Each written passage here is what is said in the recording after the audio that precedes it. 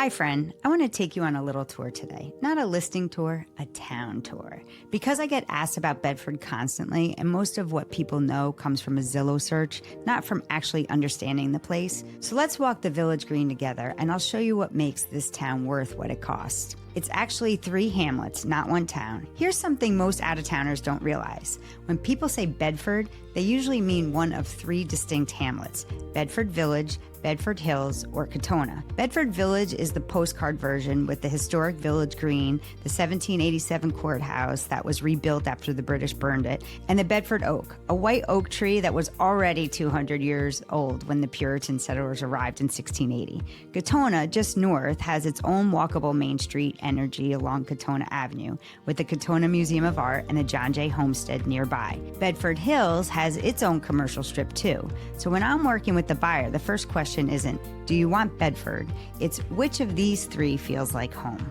If you walk Old Post Road through Bedford Village, here's what you'll pass. G.E. Brown, a coffee and provision shop that pays homage to the town's 1890s business roots. Flory, a home decor boutique tucked inside the old Bedford General Store, right on the Village Green. Truck, a casual New Mexican spot known for weekly margarita nights, delicious. And the Bedford Post Inn, a 19th century boutique inn, once owned by Richard Gere. This is the texture people are actually paying for. You're not just buying a house, you're buying proximity to a village that still feels like it's 100 years old, right down to the general store.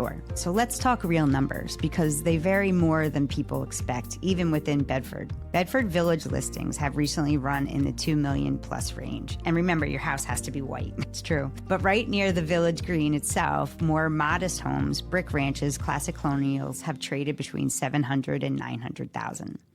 Bedford Hills tends to run lower than the Village, and Katonah sits somewhere in between, depending on whether you're in the walkable downtown or further out. So if someone tells you Bedford starts at $2 million, that's not the truth. There's real range here, depending on which hamlet and which pocket you're looking in. This is exactly why working with someone who knows the streets, not just the average, matters. Bedford has more than 130 miles of riding trails through Bedford Riding Lanes Association, and horse farms are just part of the landscape.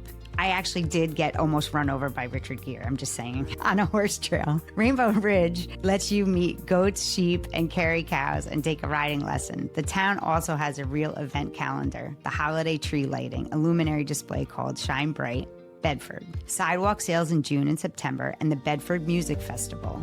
The Bedford Playhouse, home to the Clive Davis Art Center, anchors the art scene, and the Caramore Center for Music and the Arts is right nearby for concerts. This isn't a town where you drive somewhere else for culture. It's built in. If you're drawn to Bedford, don't let the headline price scare you off before we've actually looked at which hamlet fits your budget and your life. I placed buyers in Bedford Hills who thought Bedford was out of reach, and I've had others go straight for a Village Green colonial because that history was the whole point for them. Either way, this is a town where knowing the difference between Old Post Road and Katonah Avenue actually changes your search, and that's exactly the kind of local guidance I want to give you. If you want to know which part of Bedford actually fits your budget, reach out and I'll walk you through it personally.